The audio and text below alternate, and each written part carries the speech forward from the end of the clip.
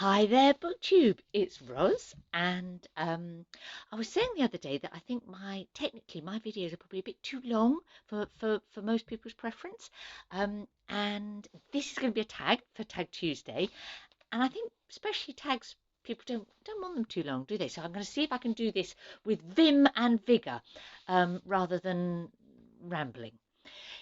This is a new original tag by Jim of Jim's Books, Reading and Stuff, which he started last Tuesday. So, yeah, and tagged me. Thank you, Jim. It's good, but it lends itself to that sort of speedier kind of tag style, if you know what I mean, because it is the A to J tag. He said it was going to be A to Z, and then he realised that would be much too long. And in fact, he's doing what's the letter after J? K, K to R, and then S to Z, I think. Um, go for it, Ross. Oh, but do watch Jim's original because he has alphabet flashcards that he holds up. They're great. Strange, but great. Okay, prompt number one. A is for author. Which author have you read the most books by? Now, this is a question where I think, oh no, I'm going to have to agonise over this. I can't imagine. Oh, I can't work it out. Oh, I've read all of Jane Austen, but that's not that many. And then the answer is obvious. It's Shakespeare. I've read way more by Shakespeare than anyone else, so an easy answer. Question number two, B. B is for Black History Month. So it is, and that's the month that we're in as I'm doing this tag. What are you reading for Black History Month? Well, a few things, but the definite is two plays by Black American playwrights, um, which makes sense for me because it's America's Black History Month this month, whereas Britain's is in October. So Black American authors is where I go with Black History Month. And those two plays are A Raisin in the Sun by Lorraine Hansberry and Ma Rainey's Black Bottom by Augustus Wilson. And fine plays they both are, but I will talk more about them another time. Prompt number three, C.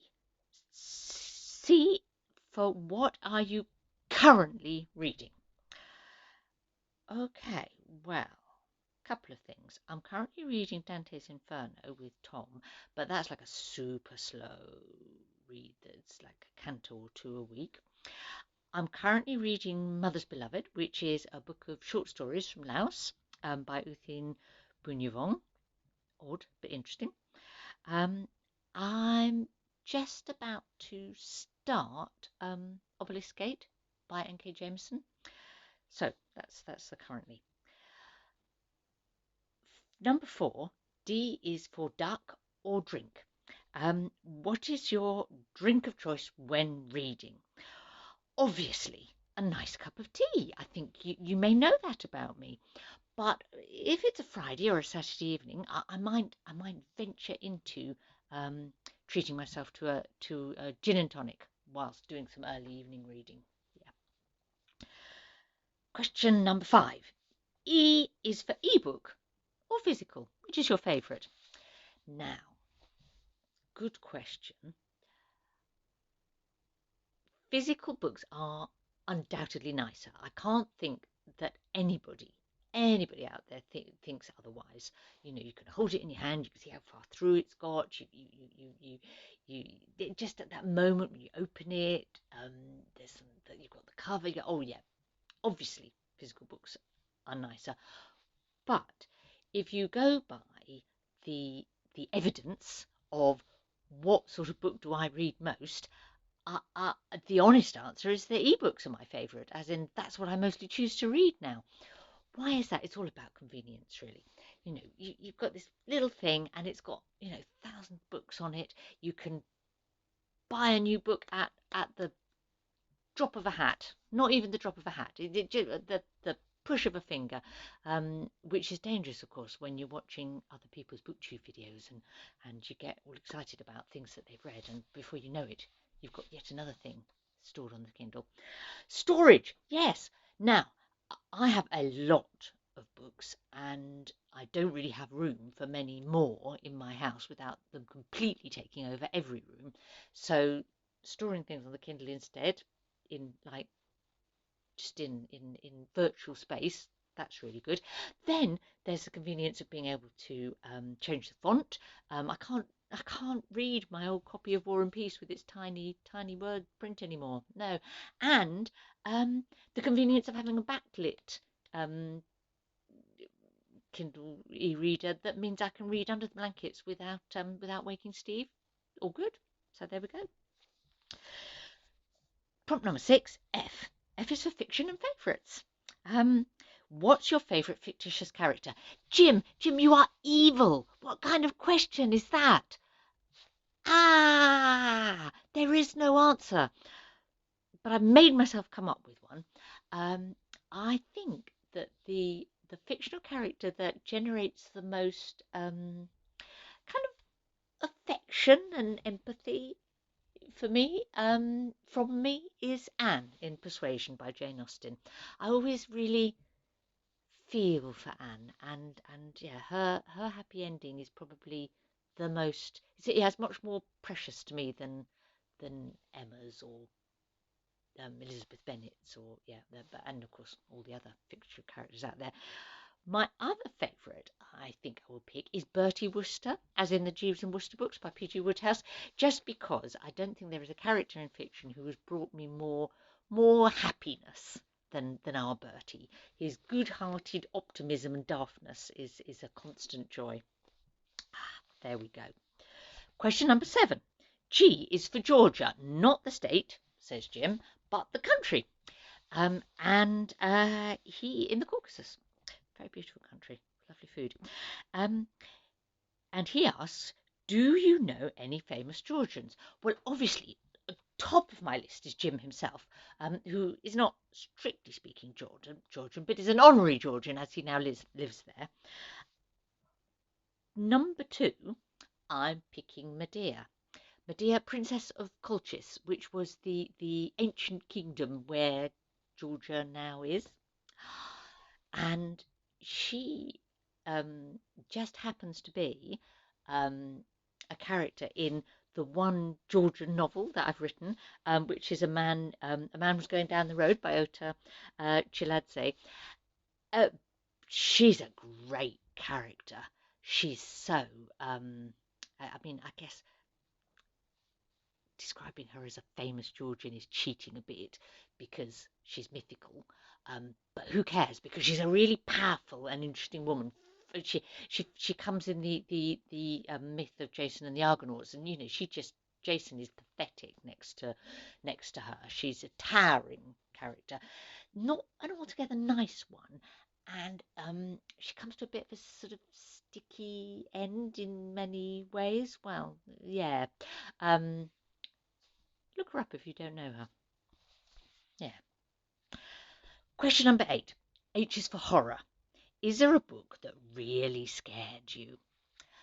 I don't read a lot of horror, although I did try one out at Christmas.